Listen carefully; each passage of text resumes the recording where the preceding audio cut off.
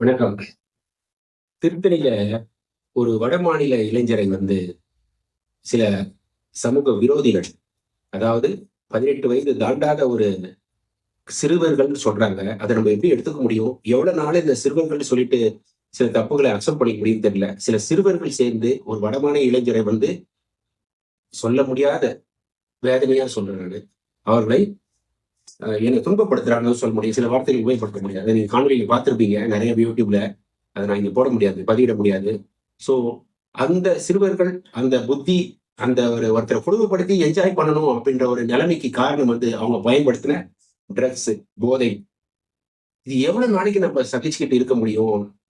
இந்த அரசாங்கம் எவ்வளவு சாதனைய பண்ணிடுச்சுன்றத நம்ம பெருமையா பேசினாலும், இந்த போதை விஷயத்துல, அதுவும் பார்த்தீங்கன்னா, இந்த ட்ரக்ஸ் சிந்தெடிக் ட்ரக்ல எல்லா லெவல்லயும் போயிருக்குன்னு கேட்கிறப்போ, நம்முடைய வளர்ச்சி எல்லாம் வீழ்ச்சியாக மாறிவிடுமோ என்ற பயத்தில் வேதனையா இத பதிவிடுறேன்.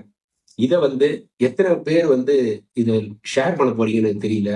நம்முடைய கலாச்சாரம், அதுவும் இது மாரி சிறுவர்கள்னு சொல்லிட்டு 18 வயது தாண்டலன்றதுக்காக அவங்கள பாதுகாப்பா சிறுவர் சீர்திருத்த பள்ளியில விட்டு அவங்கள வெளியில விட்டீங்கன்னா, திருப்பி மிகப்பெரிய போதை ஆசாமியா தான் மாறுவாங்க.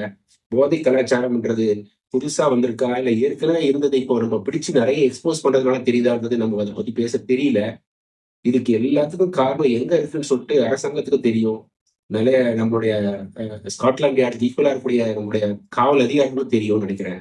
தயவு செய்து தயவு செய்து பொதுமக்களாகிய என்ன மாரி ஆளுங்கலாம் வெளியில போய் ஒரு வண்டியில நடந்து போறது கூட பயமா இருக்கு. ஏன்னா, அவங்க கட்லிங் பண்ணிட்டு வர்றது, அவங்க வண்டியில போற வேகங்கள், அவங்க கையில வச்சிருக்க ஆயுதம்லாம் நம்ம எதிர்த்து போராடக்கூடிய ஆட்களா? அவன் போதையில வந்துட்டு இருந்தான்னா, நம்ம நல்ல விஷயத்த சொன்னா கூட எடுத்து போட்டுடுவாங்க. ஸோ இது மாரியான விஷயங்கள தயவு செய்து காவல்துறை உடனடியா நடவடிக்கை எடுத்து, இது மாரி வர வரைக்கும் வெயிட் பண்ணாம, இங்க மாரி சுத்திட்டு இருக்க ஆளுங்கள தூக்கிட்டு போய் உள்ள எங்கேயாவது போடுங்க. சீர்திருத்த பள்ளி இல்ல. அவங்க உள்ளேயே வச்சுக்கங்க.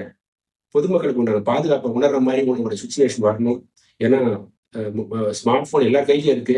நல்லதோ, கெட்டதோ சீக்கிரமா பரவுது. தயவு செய்து இது ஒரு நல்ல ஆட்சி நடந்துட்டு இருக்கக்கூடிய இந்த நேரத்தில், இது மாதிரியான விஷயங்கள் வர்றப்போ, ஒரு மிகப்பெரிய சவாலை அரசாங்கம் தான் சந்திக்க நேரிடும். இதோட விளைவு மிகவும் கொடுமையானதா இருக்கும். கொடுமைன்னா என்ன? நம்ப ஒழுக்கம் இல்லாத ஒரு சமூகத்தை நோக்கி போயிட்டு இருக்கோன்றத இந்த மாரி போதை ஏற்படுத்துது. ஏற்கனவே மதுவுனால தள்ளாடுதுன்னு சொல்றாங்க. போதையும் இதுல ட்ரக்ஸ் எடுத்துட்டு தமிழகத்துக்கு கெட்ட பேரை சேர்க்கிறாங்க. மிக, மிக தீவிரமான நடவடிக்கை. இந்த ட்ரக்ஸ் கல்ச்சருக்கு எதிர்த்து போராடணும். அது எங்க கிடைக்குதுன்றது உங்களுக்கு தெரியும். தயவு செய்து இத ஸ்டாப் பண்ணுங்க. வெளிமாநில வரவங்களுக்கு ஒரு பாதுகாப்பான ஒரு நகரமாகவும், மாநிலமாகவும் மாறணும். இதுக்கு அரசாங்கமும், காவல்துறையும் தயவு செய்து நீங்க நடவடிக்கை எடுங்கன்றத கேட்கிறேன். இந்த ஒரு ஆடியோ காணொலி மூலியமாக. நன்றி, வணக்கம்.